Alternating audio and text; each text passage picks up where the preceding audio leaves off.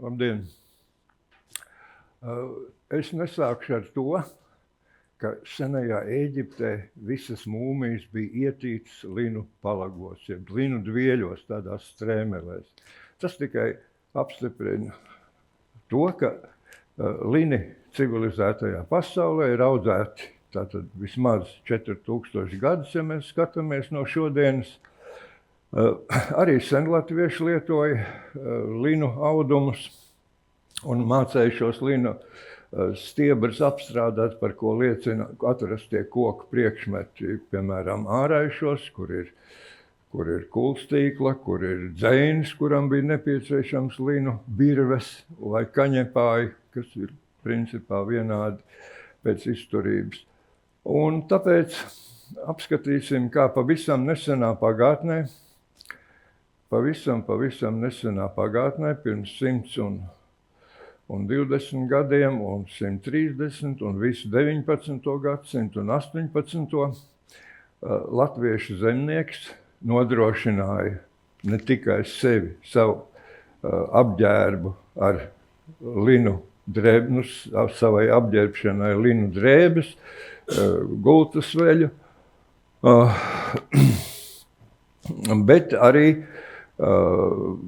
bet arī ražoja šos linus kā preci. Tā, kāpēc mums neiet? Uz šo, jā. Atvainojiet, tā. Lūk, uz šīs kartes jūs redzat Latvijas kontūru, un mūsu priekšstatos, respektīvi, iepriekšējās paaudzes atcerās, ka tā linu audzētāja teritorija Latvijā bija Latgale. Bet tas attiecās tikai uz 20. 30. gadiem, 20. gadsimta, vēlāk paskaidrošu, kāpēc. Bet 19. gadsimta beigās, tā ir ļoti rūpīgi izstrādāta statistika, redzam Vidzem, redzams viens Igaunijas stūrīts Mulgimā, tā laikam viņš sauc par kurtebeņu, nesen presē, ka viņi tik gudri, ka audzējuši linus, un no šiem liniem ieguvuši pietiekoši ieņēmumus, lai varētu izpirkt mājas un pietiekoši labi dzīvot. Un lūk, šajā tabulā, tātad ļoti skaidri mēs redzam, 3% no apstrādājamās zemes, no ārzemēs, ar liniem tiek aizņemts Kurzemē, un līdz 20% Vidzemē. Tā ir 1896. gada Vidzemē, ja? Tātad 896. gada statistika. Un te vēl jāpiezīmē, tātad arī tiek audzēts Latgalē, Dienvidu Latgalē mazāk krietni, ja jūs redzat, un 5 līdz 8% tikai. Un te ir jāpiezīmē, ka pirms Pirmā pasaules kara Krievijas impērija nodrošināja 2/3 pasaules linu ražas, kur viss, protams, visu ne, bet tāpat kā Hanzas laikos, sūtīja uz Rietumu Eiropu, kur tapa slavenās Briseles mežģīnas vai virves un tauvas Anglijas burkuģiem un Zviedrijas, un tā jau tālāk un tā joprojām. Ja? Līdz ar to Vidzemē tātad šī lina audzēšana līdz Pirmajam pasaules karam ievērojams platības aizņem, un lina audzēšana nodrošināja ļoti daudziem zemniekiem iespēju tikt pie skaidras naudas, lai varētu izpirkt mājas. Tā arī Vidzemē saka, mājas izpirkts par linu naudu. Pagrieziena punkts notiek 20. gadsimta pirmajos gadu desmitos, kad iespiežās fabrikāti. Linu audzēšana vairs nav tik izdevīga māju ražošanai, priekš tirgus viņi joprojām tiek ražot, bet māju ražošanai pēdējie, kā saka, noturās tikai piebalgas linaudēji, un vēl, kā saka, 30. gados 20. Ja, mēģina tirgot bet šie fabrikāti, kas nāk no Eiropas vai no rūpnīcām, izspiež. Un linu audzēšana šeit Vidzemē samazinās ļoti strauji. Šodien laikam ir kāds 2 vai varbūt vairāk saimniecības, kas Ziemeļu Vidzemē audzē linus. Un vidzemnieki sāk nodarboties ar lopkopību vairumā, bet tas smaguma centrs linu audzēšanas pārvietojas uz Latgali. Jūs redzēsiet, kāpēc. Tāpēc, ka tradicionālajai linu apstrādei ir vajadzīgs ārkārtīgi daudz roku darba. Un Latgalē šī roku darbs ir, un no citiem tirgiem piena produkcijas un tam līdzīgi vienkārši viņi tur nevarēja tik daudz iegūt, arī ir tālu. Un vienīgais viņu skaidrs naudas iegūšanas avots ir linu audzēšana. Un nostiprinās, teiksim, tajā 20. gadsimta otrās puses sabiedrībā pārliecība, ka lini, jā, tā ir Latgala. Pārējais tur tā kā ir bijis, tā bijis. Ja? Bet faktiski visu tā linkopības attīstība notika 18. 19. gadsimtā notika Vidzemē. Un vēl viena lieta, pēdējais no šīs. Pirmais, ko izdarīja Latvijas Republikas valdība, pagaidu valdība, tā ieviesa linu monopolu. Jo ar šiem liniem tirgu uz Rietumu Eiropu tas bija pirmais paņēmiens, kā iegūt skaidru valūtu, kas bija jaunajai valstī nepieciešams. Pēc tam arī citas monopols, ja, lai tirdzniecība ietu caur valstu un tā valūta palikt valstī, nevis privāti kapitālam. Tas tāds ļoti, jāsaka, zīmīgs notikums ir. Es domāju, ka te viss ir skaidrs no šīs kartas, ja? Ir? Tā. Tātad lina ir jāaudzē. Es ceru, ka visi prot latviski lasīt. Tiesas došanas pie muižas augšā. Un šeit, kas te ir, ka jāizaudzē rudakvieši, mieža auzas un tā tālāk. Mārciņas jānodod, 30 mārciņas linu, 20 mārciņas kanepāju un 20 mārciņas apiņu. Ja? Linu sēklas šim konkrētajam zemniekam nav jānodod. Ar to es gribu teikt, ka tātad linus audzē zemnieks priekš sevis, linus viņš audzē muižai. Viņš audzē muižai, lini tiek daļēji apstrādāti, muižas savāc, iedomājieties, 30 mārciņas no katras sētas, kas tas ir 15, 20 kilogramu gandrīz, ja? Tātad pamatīgi bunti no katras sētas un pilnīgi tā muiža ir nodrošināta. Ar šiem liniem viņi var darīt tālāk, ko grib. Bet ar to nepietiek. Paskatoties šeit. Kurš izlasīs? 4 lopu valgi. Valgi tas nozīmē, govis turēja muižas kūtīs piesietis, un zemniekam bija jāsagatavo, pareizāk sakot, tā jau būs zemniece, tajā stadijā mīkstus govi piesienamos valgus. Nevis kaut kādas cietas šņoras vai auklas vai virves, ja, kas tai govī graust kaklu. Un viens maisis. Tālūk, ja. Tātad tas atkal nozīmē, ka maisis parasti bija no rupjāka auduma, ka tai mājā saimniecei vai saimeitai tas maisis būs jāuzauž. Jo tāda iespēja, kā deleģēt vai nopirkt no kaut kurienes, ja, zemnieku sabiedrībā nepastāvēja. Ja tev tā nodeva bija, tas nozīmē, ka tev bija pašam jācenšas visu to sagatavot. Tas nozīmē, ka visa tā zemnieku sēta, tā ir liela sēta, kas šeit ir, ja,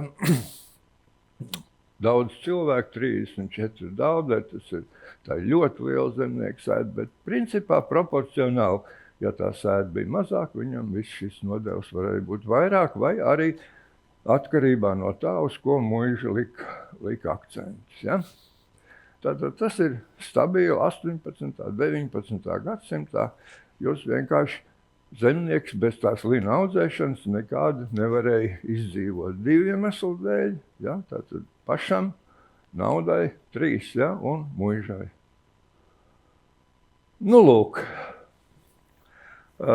Es vienmēr esmu uzsvēris, ka tradicionālā sabiedrība varēja izdzīvot tikai tāpēc, ka pastāvēja loģiska darba dalīšana starp dažādiem dzimumiem, starp dažādiem vecumiem, no kuras mūsdienu sabiedrība ir aizgājusi tālu prom, bet to nedrīkst nekādā gadījumā neņemt vērā, nedrīkst nosodīt, jo tas bija tikai loģiski no katra pēc spējām. Tātad ap šo laiku, augusta 2. pusē vai septembra sākumā, kad nožuva rasa, tad sievietes izgāja linu druvā un ar kādu darba rīku viņas dabūja ārā ar izraušanu, ar rociņām. Ja? Un kā redzat, nevienai tur nav kaut kāda darba cimdari ar kaut kādu tekstūru vai kaut kas tam līdzīgs. Ja? Tā kā tas bija diezgan pamatīgs, respektīvi nostājās rindā un gāja blakus, sasēja kūlīšos. Un, ja tā raža bija izcila, tad redziet, saimnieks ļoti, ļoti lepns saimnieks, ja, pozē pie tā, cik liela ir šī lina raža. Nu, pašā sākumā es, protams, kaut ko aizmirsu pateikt to, ka principā pasaulē ir 2 tādas lielas linu šķirnes. Ja. Tie ir tātad eļļas lini un šķiedras lini. Eļļas linus audzēja vairāk dienvidzemēs, no kurām arī eļļa varēja vairāk iegūt, bet tāpat no viņiem ieguva šķiedru. Pie mums, protams, audzēja šķiedras linus, jo viņi šajā klimatā, un vislabēlīgākais klimats, lai cik dīvaini tas nebūtu, liniem esot Pleskaus un Novgorodas apgabali.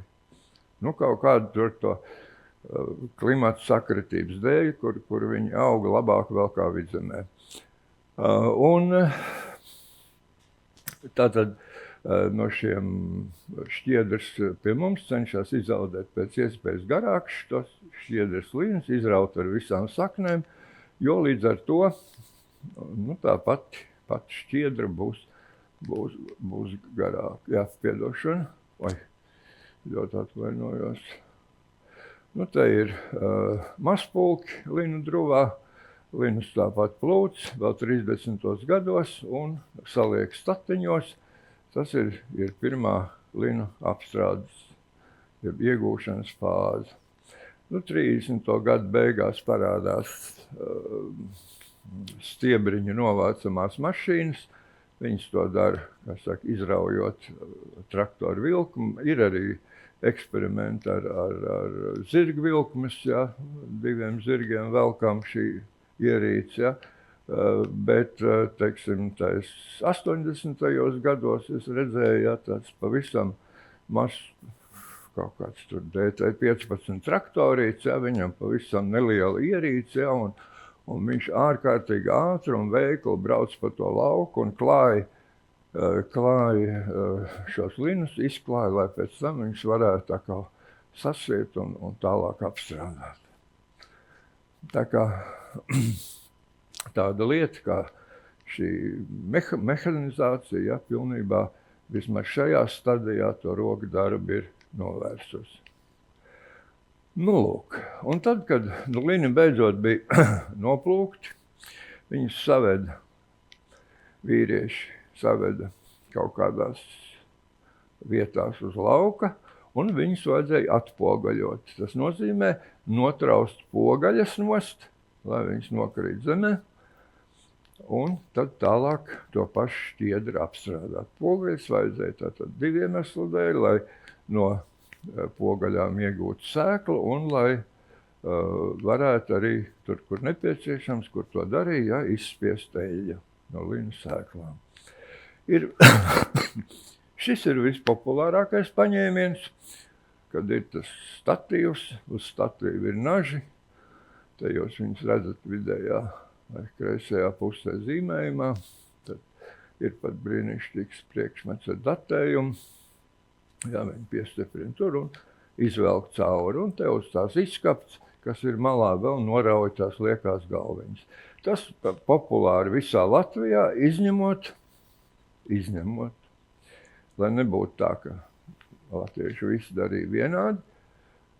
Pašos Latgales austrumos un Latvijas dienvidu rietumos, aiz Liepājas lietoja šādu pogaļu notraucamo rīku, ar kuru darīja otrādi. To pogaļu kūli iestiprināja un ar viņu tā kā ar ķemmi izķemmēja. Ja? Pilnīgi pretēji tam, kā to darīja vairumā vidzemnieku. Nu, te ir vēl viens no šiem kadriem, te mēs redzam, viss jau viņas sabirušās un tātad linus saliek kaudzēs, lai savēst, te ir lāpst šo linu sēklu sagrābšanai. Un viņas liek, viss tas galus liek kaltēties. Nu, tad ir tā populārā lieta, kāpēc Baltijā un Krievijā šī iegūtā linšķiedra skaitījās tāda kvalitatīva vai arī bija kvalitatīva. Lins sastāv no tātad koksnes apvalka un šķiedrām, kas ir viņā iekšā. Nu, ar to bioloģiju nenodarbosimies, bet tātad smalki matiņi iet cauri visam tam koksnei un kaut kādā veidā ir jāatdala tā koksne nost, tas apvalks, čaula, jeb miza. Un vislabākais paņēmiens ir linu mērcēšana. Linu mērcēšanai zemākajās vietās katrā saimniecībā izraka linu mārkus. Linu mārkiem apkārt bija sabērts akmeņkaudzes, bluķi dažādi. Un tad, lūk, kurš no jums būs, jūs abi, ja, kāpsiet ar visām drēbītēm tur iekšā tā linu mārkā un viņus krāmēsiet labi, rūpīgi, kamēr tas mārks ir, nu, mārka nav dziļa, apmēram 1,5 metru. Kamēr viņš būs piekrauts, tad uz tā visa virsū saliksiet zarus un uz zariem akmeņus. Un notiks dabisks pūšanas process. Lai to pūšanas procesu veicinātu, ieteicams, tā ir rakstīts, jā, iegāst mārkā pāris vezums zirga mēslu. Nu, lai tur viss sāk rūkt. Nu, un tad te lūk ir karte, kurā ir parādīts tātad visa zemgala, Latgala vidzeme, kur linus mērcēja, un kurzeme, kur principā linus ļoti maz, kur izmantoja šo linu mērcēšanu, lai atdalītu, lai notiktu šis rūkšanas process un šķiedru varētu atdalīt. Tāds izskatās linmārks, tad, kad viss tur iekšā pūst. Viņi nekad nebija lieli, es nezinu, tas acīm redzot empīriski bija noskaidrots, ja, ka tam linmārkam jābūt kaut kāda tāda apstrādājama apjoma jau bedrei, un kurā vienmēr rudenī būtu ūdens. Bet ļoti interesanti ir tas, ka pastāvēja valdības noteikumi, ka nekādā gadījumā linu mārks nedrīkst savienoties ar caurtekošu ūdeni vai ar citiem publiskajiem ūdeņiem. Ja? Par to draudēja pamatīgs sots. Respektīvi, un tad tagad, kad iestāsies vēsāks laiks, ja, gatvi paliks augsts, kaut kāda mīnus ne, bet +10, tad saimnieks tev sūtīs uz to linmārku, noņemt visu šito nost, kāpt iekšā un tos linus krāmēt ārā, lūk, tādā veidā un vest projām. Un tā. Tātad tas bija normāls latviešu zemnieku ikdienas darbs. Un no tādiem piedzīvojumiem, vienmēr kāds grib dzirdēt kaut ko interesantu, mēs ar kolēģi Piebalgā gājām pa mežu, mežā tāda ielai, tur tāds tā kā tāda mitrāka vieta, un brīnišķīgi tādi lieli, apaļi akmeņi salikt apkārtē mitrējai vietai. Un mēs pie sevis, vai tā būtu kāda svētvieta. Izrādās, tie ir aizmirsti linu mārki, kuriem jau pa 50 gadiem, protams, ir uzaudzis virsū milzīgs mežs. Tātad viņi ir beigti izmantot, jā, un tā arī tās akmeņu aploces, jā, ap šīm mitrajām vietām ir palikušas. Tā, nu tagad lini tiek izvesti ārā, un tagad atkal sievas netiek dzītas tajos mārkos iekšā, bet viņām ir jāņem šie slapjie lini un jāliek žāvēties. Ja, visu elementāri darba dalīšana. Nu, lūk, šādā veidā. Izliek viss lauks, ja tad parasti to darīja uz rugājiem, ja, kur daudz maz savs, uz neuzartiem, ja, un vairākas dienas, no atkarībā, ja tāds laiks tā kā tagadējās, ja, tad var teikt, ka viņiem ir laimējies. Un tad šos linus, kā saka, savāca un aizveda kaut kur piemērotākā vieta, izžuvušos, kaudzēs uz rijas nojumēm, uz gubeņiem, nojumēm parasti ārpusē, lai pēc tam varētu tikt tālāk. Nu, lūk, un te ir par to izklāšanu žāvēšanai, tātad te ir dažādi paņēmieni, un populārākais, tātad Kurzemē un lielā daļā pārējās Latvijas, vienkārši viņš izklāja žāvēt šādā veidā. Un kurzemnieki vispār nemērcēja, viņi aprobežojās ar to, ka linus izklāja uz šīm rugainēm, bet tur atkal tāda lieta, ka tas prasīja ļoti regulāru grozīšanu, lai nebūtu tā, ka apakšā viņš sāk pūt, ja, un augš paliek cieti tai koksnei. Nu, un pēc tam sekoja viss pārējais process. Bet katrā ziņā literatūrā un visos stāstījumos ir teikts, ka tas nav bijis ne pusi tik efektīvs kā linu mērcēšana mārkos. Nu, lūk, tagad, kad tas lins beidzot ir no lauka dabūts nojumē, viņu vajag, kā sauc šo procesu? Ja? Mīstīt.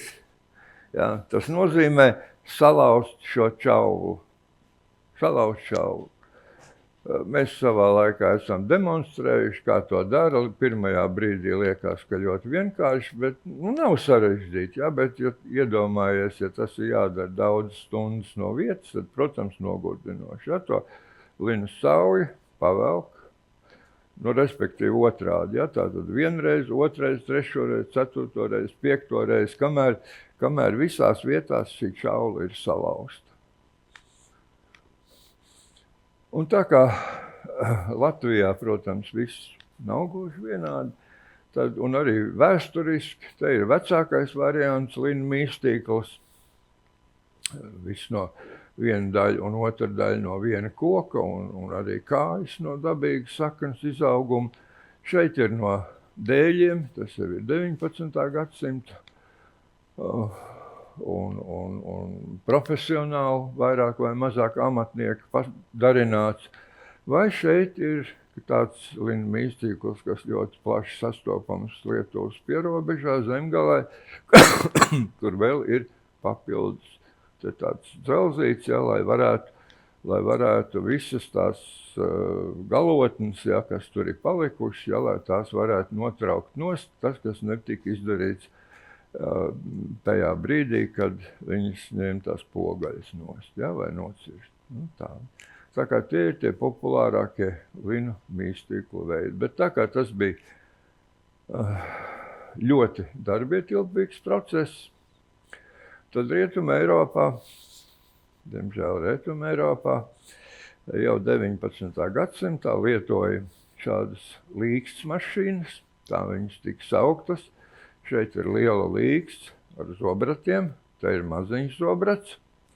Tātad cilājot uz augšu un leju šo līksti, zobrati spoles iet uz vienu pusi un pēc tam atpakaļ uz otru, un pietiek tātad izlaist to visu linu sauju cauri, pacelt roku tur uz augšu, izvilkt atpakaļ, un tie lini ir izmīstīti. Protams, te vajadzēja 2 cilvēkus, kaut gan tur tajā Vidzemē ir tā zemnieku saimniecība, ja, kur demonstrē viens kārtīgs vīrs arī to var ar abām rokām, kā saka, izstiepties un nodemonstrēt, kā tas tiek darīts. Bet tā tad vismaz 2 cilvēki, viens laiž tos linus iekšā un ārā, un otrs mazāk gudrs varbūt, ja, cilā tikai to līkstu uz priekšu, uz augšu un uz leju.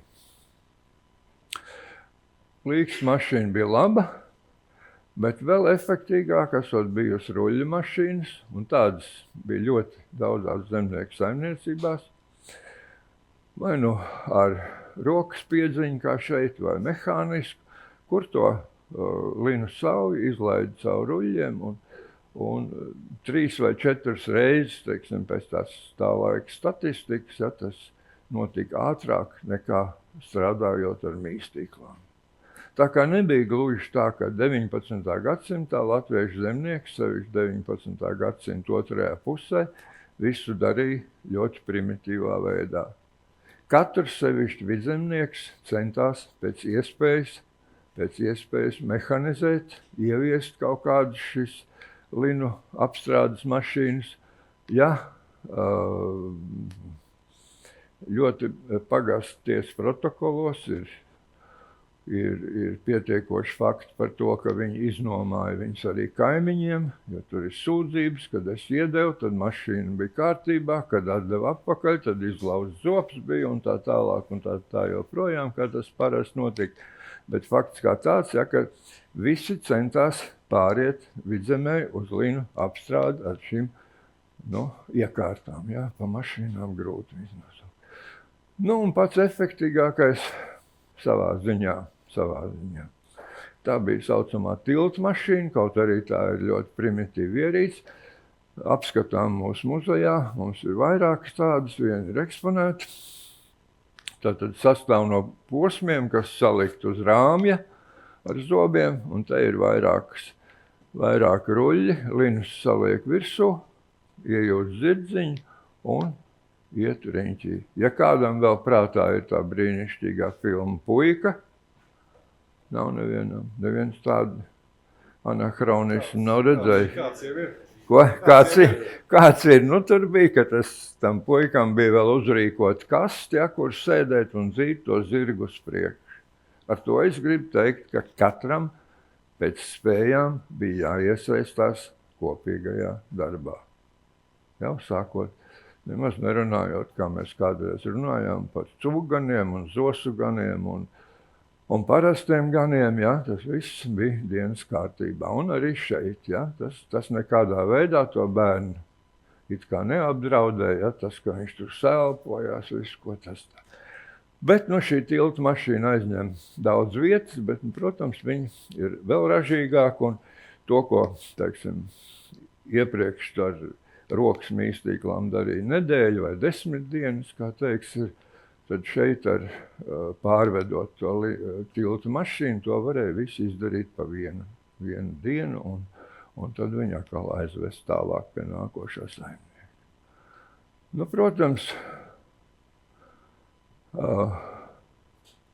aiz linu mīstīšanas nāk kulstīšana, jā, kulstīšana. Kulstīšana, tātad te ir kulstāmais nazis, vai kulstāmais galdiņš, vai kulstāmais dēlis, vai kulstamnīca, kā nu kurā vietā, vai kulstīkla. Un kulstīkla laikam tagad ir tas literāri pieņemtais vārds. Tas nozīmēja atdalīt palikušās koksnes daļiņas, kas šeit ļoti labi redzamas, ar šo koka nazi nost, lai viņas nobīst zemē, un pēc tam to bunti vēl izsukāt. Un tad tā bunti, kad viņa jau bija izkulstīta, izsukāta, tad tā bija tirgus prece. Un tirgus prece, te ir joma, ko es absolūti nepārzinu, ja? 12, ja nemaldos, vismaz 12 kategorijas, kurās novērtēja linu kvalitāti, un Rīgā bija īpaši ļoti godājams un ienesīgs amats linu brāķeri, kuri spēja novērtēt, kurai kategorijai atbilst un uz kurieni kādam pasūtītājam var šos attiecīgos linus nosūtīt. Tātad, ja, un te ir atkal tas, ka pēc Pirmā pasaules kara Vidzeme bija ļoti izpostīta cilvēku ziņā, tātad šeit pietrūka darba spēka. Ja tos linus audzēja, tad ļoti bieži uzaicināja tos linu kulstītājus no Latgales, un viņi nāca ar saviem darbrīkiem, un tas ir tipisks linu kulstāmais nācis latgaliešiem. Nu, lūk, un tagad mēs nonākam pie tā, ka linus varēja kulstīt ar dažāda veida šiem nažiem koka, un te ir apmēram tāds, kāds pēc formas ir atrasts Āraišu ezerpilī. Respektīvi biezs, šeit jūs redzat griezumu apakšā, ja? Šeit jūs redzat griezumu, te ir šaurāks, un respektīvi viņš ir nesalīdzināmi mazražīgāks, kaut arī smuku uztaisīts un sliktāks nekā sevišķi šie plānie, ja? Un tātad šie nāk no Kurzemes, viņi ir skaisti, bet mazražīgi. Un šie nāk no Latgales, no Vidzemes vienpusējie, un šāds no Zemgales, no Lietuvas pierobežas. Respektīvi, darbarīgs ir nevis attīstījies šeit kaut kādā skaistuma jomā, šeit viņš ir Kurzemē ir attīstījies, palicis savā primitīvajā formā, ir samērā bieži rotāts, jo, ja Latgalē un Vidzemē to darbu darīja vīrieši, tad Kurzemē to darīja lepnās kurzemnieces ar skaistu koka nazi izrotātu, nevis ar tādu vienkārši, bet ražīgu. Ja? Tā ir tā nianse, ja tā var teikt, ja, ka lūk, tur, kur kļūst par profesionālu nodarbošanos linu apstrādi, tur to visu dara vīrieši tālāk, Kurzemē to jau no tā brīža, kad viņi jāsāk apstrādāt, dara sievietes. Jo tas apjoms ir samērā neliels. Nu, te ir šīs formas, jā, lūk, uz kartes, tas ir tas vēsturiski etnogrāfiskais atlants, jā, te var redzēt šīs pamatformas, jā, kā viņas ir, un tas saskana ar visām tām ziņām, jā, kas ir arī citos materiālos. Nu, lūk, te, jā, visi šie mums aiziet uz Kurzem, uz pierobežu, jā, un austrumu daļā un Vidzemē, jā, ir tikai šie ļoti ražīgie plānie un vienkāršie instrumenti. Vai nu no viena koka taisīt, nu tātad. Bet, lai varētu tos linus kulstīt, bija vajadzīgs kulstāmais galdiņš, jeb uzkulstāmais. Nu, tātad te ir tās nazes. Un te atkal šie piemēri, viņi nav daudz saglabājies, ne muzejos, ne literatūrā, nav pārmērīgi daudz aprakstīti, bet nu, cik nu ir, tad te ir tie, kas ir no Vidzemes un Latgales, un šie, protams, ir skaistie no Kurzemes, lai tām sievietēm nebūtu pretīgi pie viņiem strādāt. Bet ir vēl viena lieta, sevišķi Lietuvas pierobežā, Kurzemē, kur, protams, visi dzīvoja tāpat kā no pārējā Latvijā, izņemot Latgali viensētās. Tur bija modē meitām ar saviem tiem kulstamajiem rīkiem salasīties uz tādām kā kā talkām, ja, un tad viņas tur varēja, kā saka, savstarpēji aprunāties un arī kaut ko liederīgi padarīt. Un, protams, tur jau tas bija ļoti svarīgi, kāds, kurai bija līdz tas darba rīks. Ja? Par tādu parādību, piemēram, Vidzemē nav nekad dzirdēts, ka kaut kas tās tiktu darīts. Jo te, lūk, tas, protams, tas bija vienmuļš un nepatīkams darbs, bet, tā tas ir. Te ir Linu kustīšana 30. gados. Ļoti tradicionāli, un te ir tā saucamais beļģa kustāmais rats. Beļģa kustāmais rats, kurš ienāk ārkārtīgi ātri Vidzemē. Jāsaka, dažās 10 gadēs ir katrā lielā Vidzemes saimniecībā, un mums ir kolekcijās un attēlos, kur atlikto sauju ielikt iekšā, vilkt cauri, mīt pedālu, un viss tā kustīšana norisinājās nesalīdzinām ātrāk nekā apmēram tāpat kā mīstīšanā, kur bija šie caurējošie ruļļi. Te ir vēl pavisam nesen redzēt saglabājies, tā ir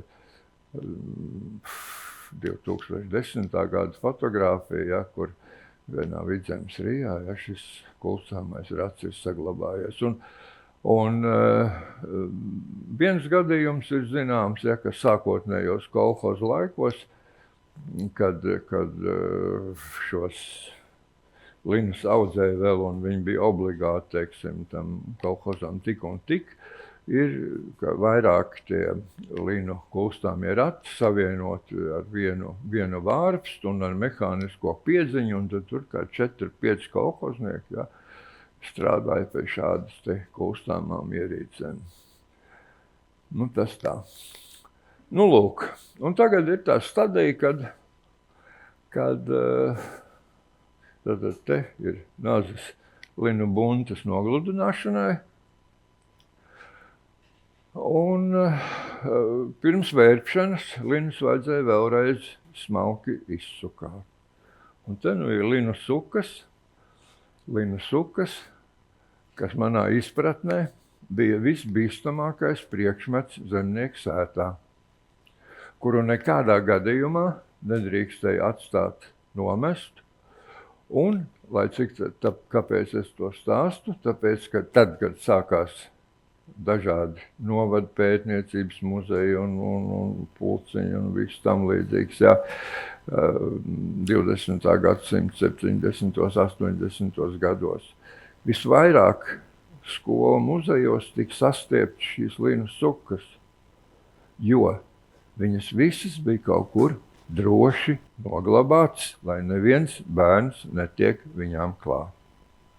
Jo tas ir briesmīgi, šīs adatas ir visas aprūsējušas, vienmēr ļoti asas, un tas no tāda tīri sadzīviskā viedokļa, bet vecākās linu sukas ir bieži vien un pakulām, piemēram, ar koku adatām un dažāda veida, kalēji darināts ar ļoti, ļoti asām naglām vai vēlāk ar rūpnieciski ražotām nagliņām, dēlīts, kuram velk cauri.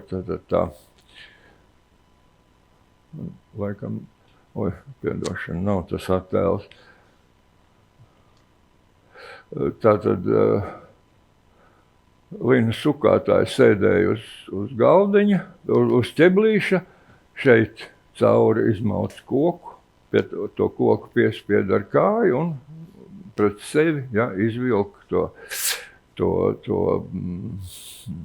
linu sauju, lai viņu kaut kādā veidā izsukāt un varētu vērst. Bet par tirgošanu 30. gados ļoti populāri bija dažādi linu apstrādes konkursi, kuros varēja piedalīties, kur rīkoja zemkopības ministrija, kur centās tātad, lai lini būtu pēc iespējas kvalitatīvi, garāk, jo tā joprojām bija viena no Latvijas eksporta precēm. Un te mēs arī redzam šo linu pieņemšanas punktu.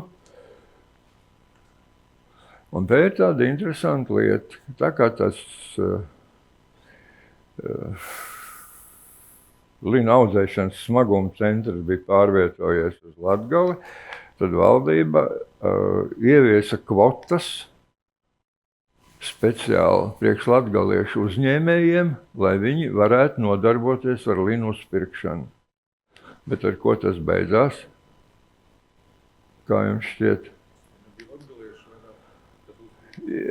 Latgalieši skaitījās Zits priekšsēdētāji vai pārdeva savus kvotas, un te jūs ļoti labi varat redzēt strādnieku un uzpircēju, ja? Un, kā saka, ir spiest atzīt, ka tāpat kā daudz jaunsaimnieku, kas nevis uzbūvēja savu māju, bet tos kokus, kā saka, pārdeva un nodzēra un tam līdzīgi. Ja, tā arī notika ar to. Tā kā visos laikos ir sabiedrībā tādi elementi, ja, kas neizprot, vai nevēlās, vai nespēja, vai tam līdzīgi. Ja. Tā, un otra lieta, kas bija jāaudzē, tas bija kaņeps. Kā jūs ziniet, neviens burkuģis bez kaņepāja trosēm, kā saka, nevarēja līdz tam laikam, kamēr tā vietā nestājās kaut kādas sizals vai tam līdzīgi, ja, visiem bija kaņepāja tauvas un tātad viss, tas bija ārkārtīgi tikpat nepieciešams produkts kā lina. Nu, un te mēs redzam broci, kur viņš zīmē, kā tiek presēts kaņepāja ķīps, noblīvēts, jā, ar svaru savilkts, lai varētu iekraut kuģos un eksportēt uz Rietumē Eiropu vai vēl tālāk. Nu, un te ir brīnišķīgi, mēs varam redzēt, kāds ir īsts kaņepāja lauks, un tajos laikos, kā saka, nevienam nebija aizdomas, ka tai kaņepē varētu būt kāds slikts. Nu, par kaņepju ēdienu un staku mēs arī nerunāsim. Tā. Nu, šeit ir, tātad tie lini ir izaudzēti, izsukāti, šis nav. Tā varētu būt linu vērpšana vai nevarētu? Tā nav linu vērpšana, tā ir vilnas vērpšana, ko broci zīmējis un ko komentē cilvēki kā vienkārši kā vērpšana un tam līdzīgi un tā joprojām, ja, bet tā ir vilnas vērpšana, kas zināmā mērā vilna pēc savas pēc visas tās apstrādes, ja, tas ir savādāk. Un senākais vērpšanas veids, te ļoti uzskatām ir brots uzzīmējis, Bīlenšteins uzzīmējis, kā latvieši vērpēji turēja to kodeļu uz tāda iesma, un vērp ar vārpsteņu, pie kam tas bija iespējams ejot pat, un parasti to esot darījuši kājās stāvot, un tāpēc, teiksim, tur, kur ir tautas dziesmās teiks, ka sēž pie vērpšanas, ja, tad uzskat, ja, ka tas jau ir pie ratiņa, bet, nu, te ir vēl demonstrējums no 30. gadiem. 30. gados to ir publicējis Ziedonis Ligers. Vērpšana tieši tāpat, tad ar kaut kādu 100 gadu laiku. Un te ir linu vērpšana brots zīmējumā, kas ir ienākusi no Austrumlatvijas, Sprēslica, ar kāju, uz kuras sēž virsū, un vērpēji var vērpt ar vārpsteņu sēžot. Nesalīdzināmi progresīvāks paņēmiens. Nesalīdzināmi, ja? Nevis visu laiku stāvot kājā. Un Austrumlatvijā joprojām, tātad Baltkrievieti, ja, tātad viņi sēž uz tās Sprēslītes pēdas, te viņai ir piespraust kodeļi un vērpja ar stāvratiņu, kuram nemaz nav paredzēta atsevišķi, ja, tā Sprēslīte. Nu, tāds vērpšanas paņēmiens. Nu, un te ir tradicionālās tradicionāli Vidzemes vērpējs. Tātad par vērpjamo ratiņu es neanalizēšu. Tā ir vesela gara saruna, ja, tikai jāsaka tas, ka neviens ratiņu drēmanis nevarēja uztaisīt vērpjamo ratiņu, ja viņam nebija sadarbība ar kalēju.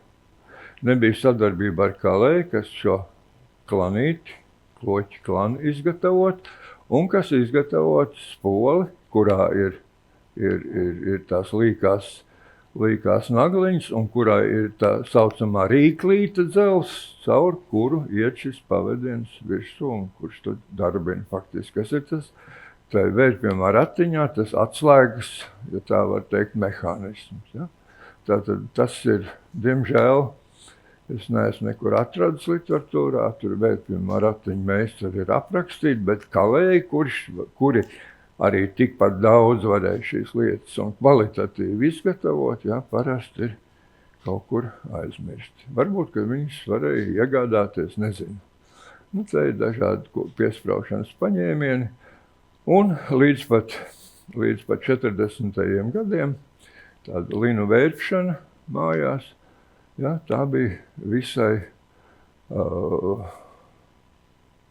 tradicionāla lieta. Protams, ne visur linus audzēja samērā nelielās platībās, un piemēram, 1939. gada lauksaimniecības skaitīšanās tajās teritorijās, kur kādreiz lina aizņēma tur 5 vai 10 vai vairāk procentus, ja, parasti rakstīts, tur viena pūrvieta vai puspūrvieta ir apsēta ar liniem. Tas nozīmē, ka vienkārši inerces dēļ vai tradicionāli, vai tie lini ir vajadzīgi paši auklām vai vēl kaut kam, vai kaut kādiem mājas darinājumiem, un ka ir palikuši mājās cilvēki, ja, kas vēl strādā ar stellēm un kas var šo linu šķiedri izmantot.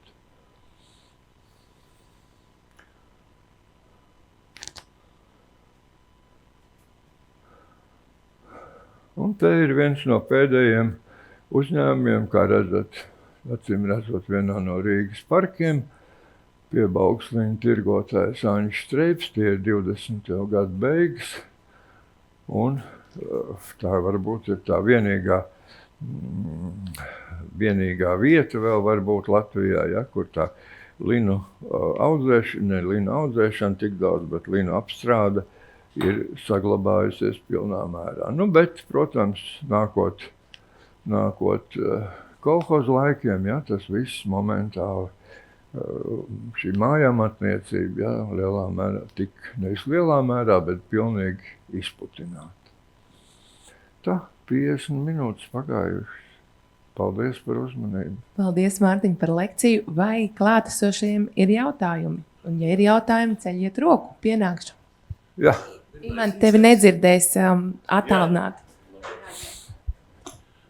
Vienkārši jautājums. Cik ilgi mērcēja markā tos linus? Vai tam ir kaut kāds skaidrs, ka sniegs vēl nebija uzsnīdis, ka jau cēlā? Mērcēja pēc deguna, respektīvi, kad sāka nākt burbuļi, sāka smirdēt, un tas bija atkarībā no laika apstākļiem, vai nedēļa vai 2, tad tie lini, un visa tā mūzika cēlās uz augšu, ja, pūstot un rūkstot, tad lini bija gatavi. Un ja laiks bija slikts un zirga mēslu nebija ielikt, tad tā lieta viss varēja ievilkties jau uz vairākām nedēļām. Jā, tad, kas saka, vēlāk jālien iekšā. Lūdzu. Vai ir kādi pētījumi, kur Latvijas lini tika pārdoti, uz kurien gāja kā eksporta prece? Piedod? Latvijas lins. Uz kurien tika pārdots Latvijas lins? Jā. Pirmais no personīgās pieredzes. Linčapingā ir brīnišķīgs muzejs, kur ir Brīvdabas muzejs, kur ir linu apstrādes rīki, kur demonstrē meistars, speciāls meistars visu laiku demonstrē, kā izgatavos striķus un virves, ja, tāds riktīgi uztaisīts, ja. Un viņš teica, te jau puse mūsu senču ir pārtikuši no Baltijas liniem, ja, Zviedrijā. Un otrs ir, kā jūs domājat, no kā tad Briseles mežģīnis tika austs? Ne jau no zīdu vai koku vilnu, bet no tiem pašiem Baltijas liniem. Visa Hanzas tirdzniecība, ko tad izveda? Izveda darbu, koka darbu, izveda pelnus, izveda linus. Nu, graudus arī, ja, tos rijās kaltētos. Tātad visa šī, nu, tā tirdzniecības tīklā iesaistītās valsts, kur bija attīstīta amatniecība, ja, saņēma linus. Sevišķi vidus, tā, nu, Beļģija, Nīderlanda, ja, tās valsts un arī Zviedrija daļai.